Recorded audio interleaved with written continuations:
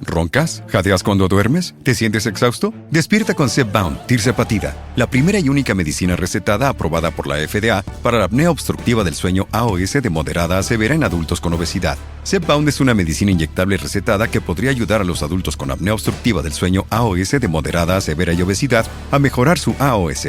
Zepbound debe usarse con una dieta baja en calorías y más actividad física. La inyección de Zepbound está aprobada en inyección de 2.5, 5, 7.5, 10, 12.5 o 15 miligramos. Zepbound contiene tirzepatida y no debe utilizarse con otros productos que contengan tirzepatida ni con ningún medicamento agonista del receptor GLP-1. Se desconoce si Zepbound es seguro y eficaz en niños.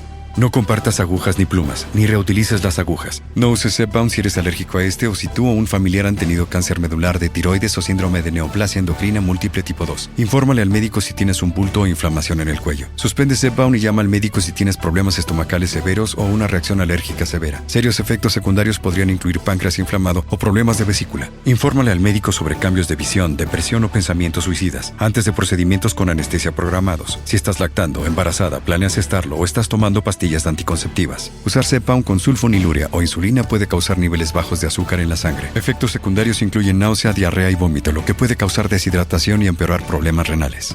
Habla con tu médico. Llama al 1-800-545-5979 o visita zepbound.lilly.com/ES. 1. A veces preferimos morir a cambiar de hábito. El ser humano teme lo desconocido más que al sufrimiento conocido. Cambiar implica destruir una parte de nosotros que se aferra a la comodidad, incluso cuando ésta nos perjudica. Así, preferimos persistir en hábitos destructivos antes que enfrentar el esfuerzo del cambio. El estoico no se deja dominar por la costumbre, sino que la examina a la luz de la razón. Si la costumbre nos mantiene en la ignorancia o en la debilidad, hay que romperla. El cambio no debe esperar a la tragedia. La virtud consiste en actuar antes de que sea necesario, como el marinero que ajusta las velas antes de la tormenta. Epicteto enseñaba que no debemos esperar a perder algo para valorarlo, ni a sufrir para reaccionar. La verdadera libertad consiste en no ser esclavos de lo que hacemos sin pensar. Cambiar por necesidad es propio del hombre común. Cambiar por sabiduría, del sabio. El dolor no es malo si conduce a la transformación. Pero la sabiduría nos invita a que el cambio no llegue como reacción al desastre, sino como fruto del juicio sereno. El hábito no tiene dominio sobre quien se examina a sí mismo cada día. Abandonar lo conocido duele, pero duele más permanecer donde uno no crece. La fuerza de voluntad se ejercita en los actos pequeños, no en los discursos. No es necesario esperar a una crisis para tomar las riendas de la propia vida. Lo que hoy evitamos por miedo, mañana lo lamentaremos por inercia. El sabio previene con acción lo que el necio sufre por omisión. La costumbre no debe dictar nuestros actos, debe ser sometida a examen. Solo quien cambia libremente vive con dignidad, y solo quien se reforma sin coacción se aproxima a la virtud. 2. Cada enfermedad es solo un síntoma de una causa más profunda. El cuerpo no enferma sin razón. Aunque el dolor parezca surgir del azar, muchas veces es el reflejo de un alma agitada, de emociones mal dirigidas, de pensamientos no gobernados. Para el estoico, no hay separación entre el cuerpo y la mente. Si el alma se inquieta, el cuerpo lo grita. Por ello, toda dolencia es ocasión de examen. No para lamentarse, sino para preguntarse: ¿qué me dice esto que no quiero escuchar? No se debe temer a la enfermedad, sino a la vida desordenada que la precede. El sabio observa sus males con serenidad y busca su raíz, no su disfraz. La queja no cura, pero sí la comprensión. Marco Aurelio, que conoció el dolor físico durante gran parte de su vida, escribió que el cuerpo es un sirviente del alma, y que si ésta está en paz, ninguna aflicción corporal puede abatir al espíritu. Así, cuando enfermamos, debemos mirar dentro. ¿Qué parte de nuestra vida está en conflicto con la naturaleza? ¿Qué verdad hemos ignorado? A veces, la enfermedad viene a ponernos de rodillas para que miremos lo esencial. Es el lenguaje último del alma que clama por orden. No es castigo, sino advertencia. El cuerpo nos sirve con fidelidad. No deberíamos traicionarlo con una vida insensata. La cura verdadera comienza con la conciencia. El dolor puede ser guía si lo miramos sin temor. El sabio no maldice su malestar, lo escucha. Quien sana por dentro, muchas veces sana también por fuera. No hay mayor medicina que una vida bien vivida, conforme a la razón y a la naturaleza. Y cuando el cuerpo ya no obedece, aún puede el alma mantenerse firme. Pues en toda enfermedad se esconde una posibilidad: aprender a vivir mejor. 3. Todo en el universo refleja lo que tú irradias. No atraes lo que quieres, atraes lo que eres. El mundo exterior no es más que el reflejo de nuestra disposición interna. Las cosas no nos suceden al azar. Muchas veces ocurren en proporción a nuestra actitud, carácter y visión del mundo. No atraemos lo que anhelamos desde la fantasía, sino lo que cultivamos en silencio con nuestros pensamientos y hábitos. Quien siembra amargura, cosecha conflicto. Quien cultiva serenidad, recoge armonía. El estoico sabe que el universo no se somete a nuestros caprichos, pero sí responde a nuestra manera de estar en él. Si somos rígidos, todo se quiebra. Si somos flexibles, todo se adapta. Séneca decía que la vida es como un espejo. Te sonríes y la miras sonriendo. Pero esta sonrisa no es superficial. Es la manifestación de una mente en equilibrio con el orden natural. El sabio no se queja de lo que ocurre, se pregunta qué revela de su interior. ¿Qué parte de mí ha generado esto? ¿Cómo debo mejorar para que la armonía sea mi forma de estar en el mundo? No se trata de atraer lo que deseamos, sino de convertirnos en alguien digno de recibirlo. La virtud no persigue recompensas, pero las atrae sin esfuerzo. El necio exige que la vida le trate mejor, sin antes tratarse bien a sí mismo. Cada emoción negativa es una señal de desequilibrio, cada juicio ajeno, una oportunidad para crecer. Así, la vida deja de ser un campo de batalla y se convierte en un maestro silencioso. Lo que eres es lo que ofreces al mundo, y lo que el mundo te devuelve es un eco fiel de ti mismo. Quien cultiva su alma, embellece el universo. Porque al final, no se trata de atraer más cosas, sino de irradiar más virtud. 4. El universo no responde a tus palabras, sino a tu energía interna. Las palabras pueden engañar, pero la vibración interior no miente. Lo que sentimos con sinceridad tiene más fuerza que lo que decimos sin convicción. Por eso, no basta con pedir una vida mejor. Hay que vivir como si ya mereciéramos esa vida. El estoico reconoce que no es el verbo lo que mueve el mundo, sino la intención profunda que lo respalda. Un alma en gratitud produce armonía. Un alma en queja, desorden. Quien vive agradecido, aún en medio de la dificultad, se convierte en fuente de equilibrio. Epicteto recordaba que no importa lo que digamos de la fortuna, sino cómo nos comportamos cuando ella nos pone a prueba. El universo, entendido como la suma de todas las causas, no escucha palabras vacías, pero sí reacciona a un alma que actúa desde la virtud.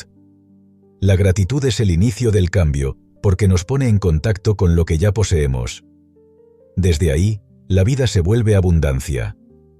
Si maldecimos cada dificultad, lo que proyectamos es impotencia. Si agradecemos incluso la lección del dolor, lo que sembramos es fortaleza. La mente, entrenada en la gratitud, empieza a ver oportunidades donde antes solo había obstáculos. El sabio no necesita prometer ni pedir, actúa, y en su actuar está el mensaje. La energía que emite no nace de lo que desea, sino de lo que ya ha aceptado y transformado. Hablar sin coherencia interior es ruido. Sentir desde la virtud es potencia. Así, el universo no es un juez, sino un espejo.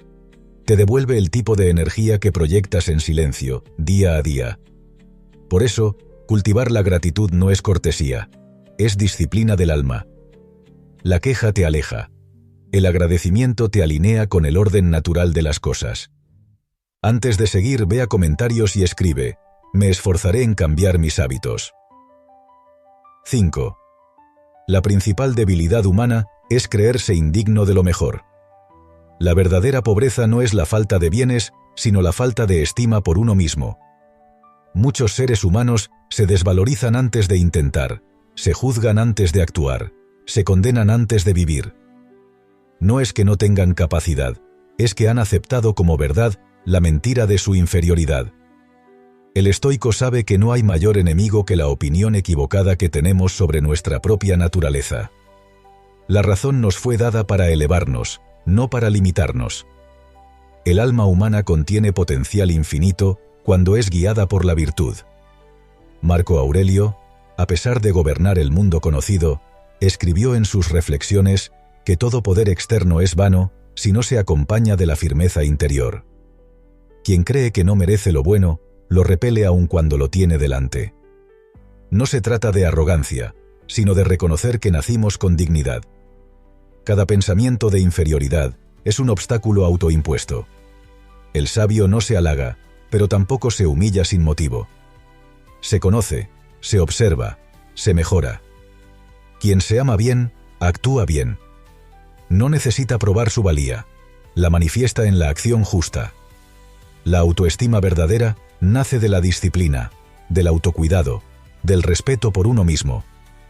No está en la apariencia, sino en la coherencia entre lo que uno piensa, siente y hace. No hay destino más triste que una vida no vivida por miedo a no estar a la altura. Por eso, el primer deber del filósofo es desmontar la ilusión de la insuficiencia. No se trata de inflar el ego, sino de iluminar lo que ya somos. Y así, paso a paso, recordarnos que nuestra tarea en la vida no es mendigar valor, sino reconocerlo, cultivarlo y ponerlo al servicio del bien. 6.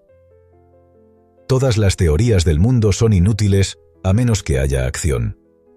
El pensamiento sin acción es como una espada sin filo. Puede parecer valiosa, pero no corta nada. La sabiduría no consiste en acumular ideas, sino en vivir de acuerdo a ellas. El estoico desprecia la erudición vacía. Busca la virtud expresada en hechos. Quien sabe lo que debe hacer y no lo hace, en realidad no lo sabe. La acción es el único criterio de verdad. Séneca advertía que el estudio filosófico debe culminar en la práctica diaria. ¿De qué sirve hablar de templanza si no controlamos la ira? ¿De qué sirve disertar sobre el valor si huimos ante la adversidad? No se vive mejor por saber más, sino por actuar con más rectitud. Muchos se ocultan en libros para no enfrentarse al mundo. Pero solo se forja el carácter enfrentando la vida, aceptando el error, corrigiendo el rumbo. Pensar puede preparar, pero nunca reemplaza al acto. El miedo al error paraliza a los débiles, pero el sabio prefiere tropezar actuando que permanecer quieto por temor. Los principios rectores deben convertirse en reflejos, no en adornos intelectuales. El valor, la justicia, la disciplina, solo cobran sentido si se expresan en decisiones reales, en el día a día. No hay virtud sin aplicación. El mundo no mejora por teorías, sino por conductas. Y uno no se transforma por lo que cree, sino por lo que decide. El verdadero conocimiento no necesita exhibirse. Se nota en el porte, en la elección, en la templanza ante lo inesperado. La experiencia es la maestra que la teoría jamás podrá igualar. Por tanto, no midas tu progreso por lo que has leído, sino por lo que has hecho cuando más difícil era. El sabio actúa. El necio habla de actuar. Así se distingue al que ha comprendido del que solo aparenta. 7. La conciencia es el único camino hacia la sanación y la curación. No puede sanarse lo que no se comprende. Y no se comprende lo que no se observa con claridad. La conciencia es el faro del alma. Ilumina lo que está desordenado, lo que nos hiere, lo que repetimos sin saber por qué. El estoico no teme la verdad, por dura que sea. Más teme vivir en la ignorancia de sí mismo. Conocer la causa de nuestras emociones, de nuestras elecciones y de nuestras heridas es el inicio del verdadero cambio. Epicteto enseñaba que la libertad empieza en la mente, no en cambiar lo externo, sino en ver con lucidez lo interno. cuando uno se conoce de verdad, empieza a elegir de manera diferente. Ya no reacciona por impulso, sino que responde con sabiduría. La inconsciencia es una niebla que deforma nuestras decisiones. Corremos sin rumbo, huimos sin saber de qué, perseguimos lo que no nos llena. La conciencia, en cambio, nos hace detenernos. Preguntar: ¿esto que hago, a quién sirve? ¿Esto que siento, de dónde viene? Y así, poco a poco, empezamos a sanar. Porque sanar no es solo aliviar un dolor, sino alinear nuestras acciones con nuestra esencia. La mayor enfermedad no es física, es vivir desconectado de uno mismo. El sabio busca la raíz de sus males, no los tapa con distracciones. Sabe que toda fuga es una prolongación del sufrimiento. Volver al centro, al equilibrio, requiere valor, pero es el único camino hacia una vida digna. Cuando despertamos a la verdad de quienes somos, lo externo ya no nos sacude con la misma fuerza. Entonces comprendemos: sanar no es volver a lo que éramos, sino convertirnos en lo que debíamos haber sido. Y esa transformación comienza en el silencio atento de una conciencia despierta. 8. El perdón es la respuesta a casi todos los males.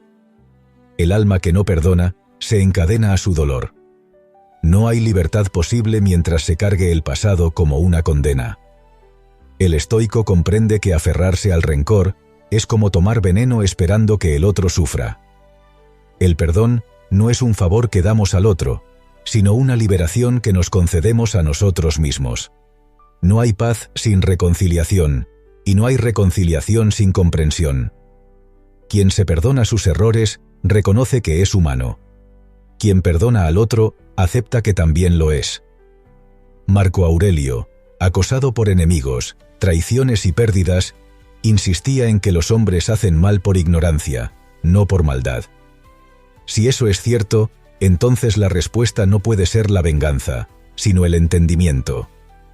El pasado, por doloroso que sea, no debe ser prisión. El sabio lo honra como lección, no lo revive como herida. Quien no se perdona repite. Quien no perdona guarda odio, y el odio es una enfermedad del alma. Sanar requiere soltar. Y soltar no es olvidar, sino mirar con otros ojos. La clemencia no es debilidad, es fuerza espiritual. Requiere más valor enfrentarse al resentimiento y desmontarlo que alentar su fuego. Cada día que alimentamos el agravio, desperdiciamos energía que podría usarse para construir. Por eso el perdón es descanso, no porque absuelva, sino porque libera. Lo que nos hicieron puede marcar nuestra historia, pero no tiene derecho a dictar nuestro destino. El sabio toma el dolor y lo convierte en sabiduría. No lo niega, pero no lo arrastra. Así, quien perdona no borra el pasado, pero decide no repetirlo. Perdona porque ya no quiere sufrir más. Y en ese gesto, encuentra una fuerza más poderosa que la justicia: la paz. 9. El enfado es un mecanismo de defensa. Si estás a la defensiva, es porque tienes miedo. El alma se enfurece cuando se siente amenazada. Pero el sabio no responde con rabia, sino con comprensión. El enojo es una forma de miedo. Miedo a no ser respetado, miedo a perder algo, miedo a ser herido. El estoico se entrena para ver más allá del grito. No reacciona ante la provocación, pues sabe que lo que le ofende no es la acción del otro, sino su propia interpretación. Séneca, que dedicó tratados enteros a la ira, decía que el enojo es una locura breve.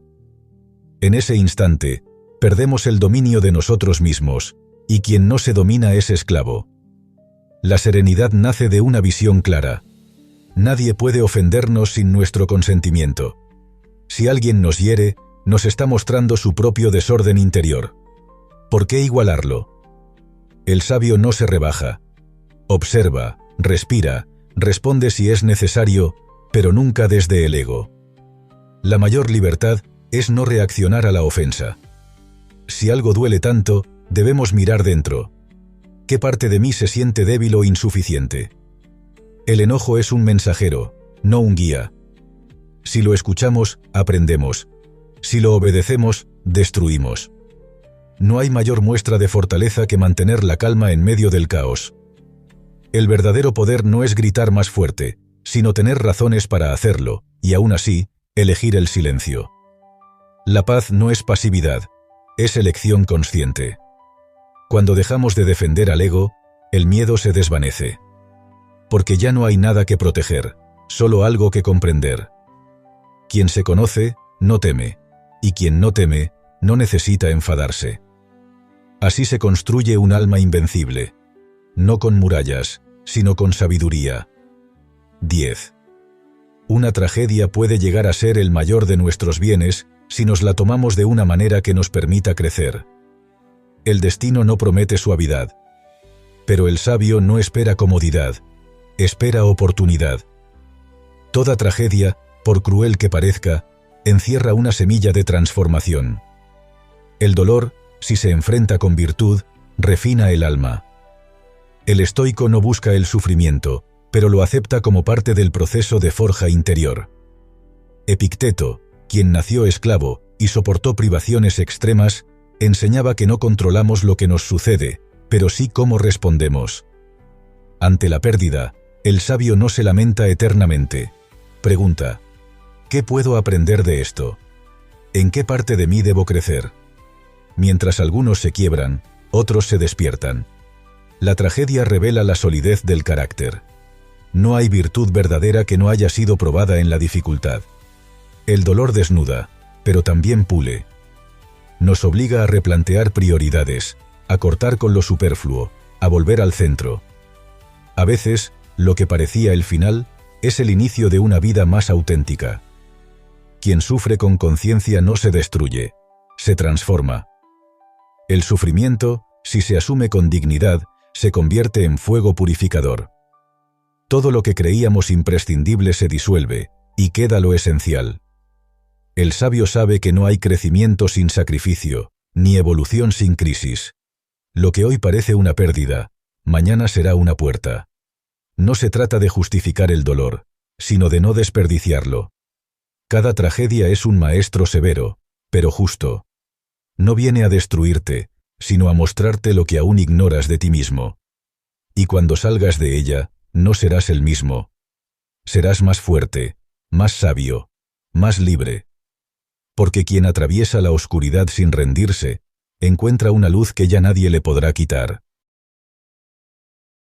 ¿Roncas? ¿Jadeas cuando duermes? ¿Te sientes exhausto? Despierta con Zepbound, tirzepatida, la primera y única medicina recetada aprobada por la FDA para la apnea obstructiva del sueño AOS de moderada a severa en adultos con obesidad. Zepbound es una medicina inyectable recetada que podría ayudar a los adultos con apnea obstructiva del sueño AOS de moderada a severa y obesidad a mejorar su AOS. Zepbound debe usarse con una dieta baja en calorías y más actividad física. La inyección de Zepbound está aprobada en inyección de 2.5, 5, 7.5, 10, 12.5 o 15 miligramos. Zepbound contiene tirzepatida y no debe utilizarse con otros productos que contengan tirzepatida ni con ningún medicamento agonista del receptor GLP-1. Se desconoce si Zepbound es seguro y eficaz en niños.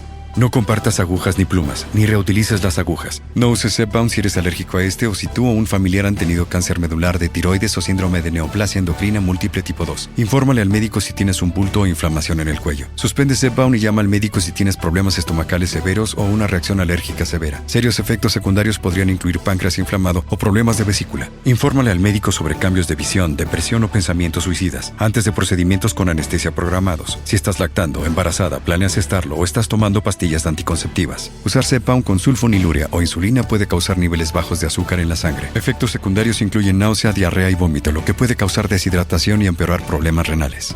Habla con tu médico. Llama al 1-800-545-5979 o visita zepbound.lily.com/ES.